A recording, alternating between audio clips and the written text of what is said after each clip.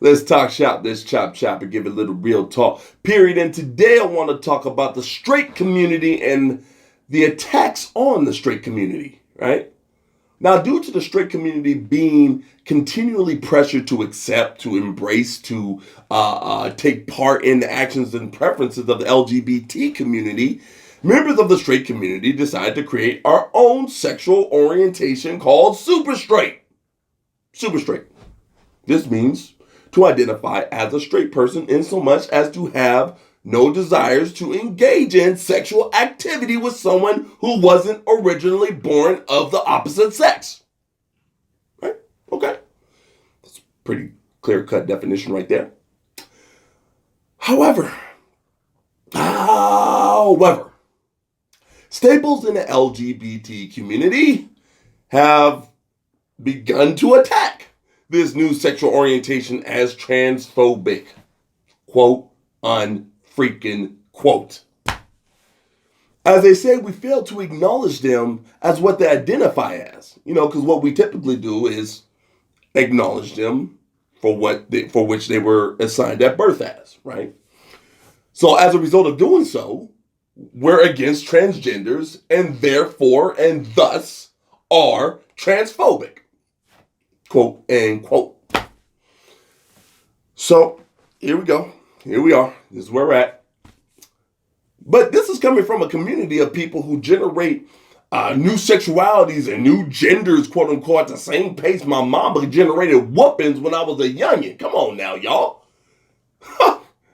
But I am appalled. I am indeed appalled that my sexuality is being targeted in such a manner. I mean, the LGBT community expects respect and kindness from the world regarding sexualities they make up. So if that's the case, why is it okay now to be targeting super straight person's sexuality? I mean, if we're making up sexualities and making up names, I mean, aren't we just supposed to respect them? I mean, if you're so loving and accepting, quote unquote, why can I not be accepted and loved by you too? Well, this is where we are at, people. This is where we're at. You are wrong to be straight. You are wrong if you want to actually be able to create a family with your partner. You're wrong to want to do things according to Scripture and God's plan.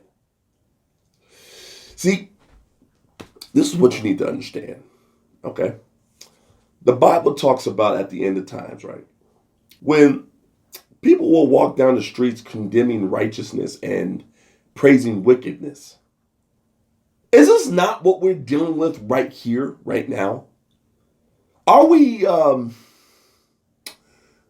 who believe in a higher power, are we not being targeted, censored, and brought down for our beliefs? Don't you see that it is God-fearing people who are now being oppressed, or I guess I should say still being oppressed? I mean, and this is to think that this is all being done in the name of trying to abolish oppression and injustice. I mean, what kind of confusion is this really? We try to kill oppression by creating more oppression? Is that the name of the game now? Boy, I tell you, I don't know.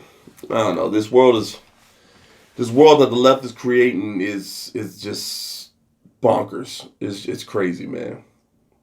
I mean, can one really thrive? Can a person really thrive in a state of confusion? I mean, the very essence of confusion is to be unable to think or act with clarity, intelligence, or understanding. But in 1 Corinthians 4:33, it states that God is not the author of confusion, but of peace. But hey, don't want to regard the Bible? How about this then? Have you ever been confused? Yes? Was it peaceful? Is it a state you could grow and thrive in? No? How's about that? What do you know about that? So if confusion is the opposite of peace and peace is what God creates, then wouldn't that mean confusion is a tool of Satan rather than of God? I mean, ladies and gentlemen, seriously, how are we expected to thrive, grow, and prosper in a country where we live in an environment that doesn't encourage thriving, growing, and prospering? How are we supposed to do that? Especially due to the constant push of confusing ideology that confound even the most educated of minds. I mean, people ask me all the time, how do we fix this? How do we fix this brokenness, this broken system that we're living in? I mean, how can we overcome when it feels like the whole world is daggone against us? And I remind you though, what did Jesus do in this situation? Did he cower and hide in the corner and weep? No. He pressed on and fought hard until death. What did Paul do? He strengthened himself and carried on. What did Moses do? Right? What did my boy Moses do? He picked himself up when he failed, as all men do, and pressed on, kept going. And that is what you, Mr. and Mrs. Super Straight, should do. Don't let anyone try to vilify and disparage you for what you know to be right. You keep going, okay? You keep going. You keep speaking the truth. You keep educating yourself and gird your mind and your thoughts so you can fight for what you believe in, right? And not only just fighting for what you believe in, but fighting for what you believe in with poise and a sound mind. Keep verbalizing your objections. Do not be silent. And above all, ladies and gentlemen, never give up.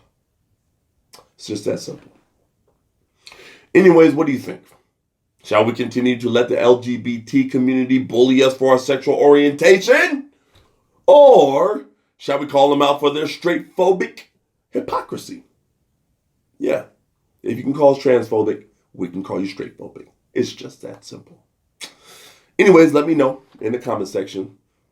So, that's all I have for now. Stay tuned for more exclusive content because I always have more real talk to give you. Until next time.